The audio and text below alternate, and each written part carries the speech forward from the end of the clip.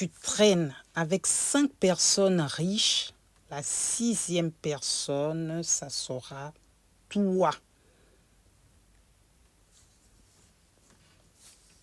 Ça, c'est Camaro qui l'a dit. Je ne sais pas si la citation vient d'une autre personne, mais je l'ai entendu dire ça. Et ça, ce n'est pas faux. Pourquoi on dit que les mauvaises compagnies corrompent les bonnes mœurs? Pourquoi quand on était petit, petite ou petit pour les garçons, on nous interdisait d'avoir des mauvais amis qui influençaient à cette époque, c'était l'adolescence. Même étant petit, les parents observaient et essayaient de nous donner des directives sur les personnes avec qui on pouvait rester. C'était pour notre éducation. C'était pour ne pas être infecté ou affecté. Moi, je me rappelle, je vivais dans un quartier où on parlait une autre langue.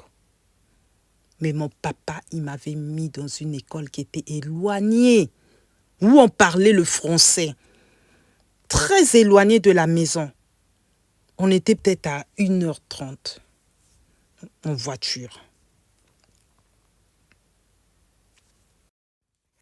Je tire mon chapeau à cet homme d'exception, cet homme qui m'a tant appris et qui serait fier de moi aujourd'hui. Il a tout fait pour me maintenir à un niveau où je devais comprendre la langue de Molière.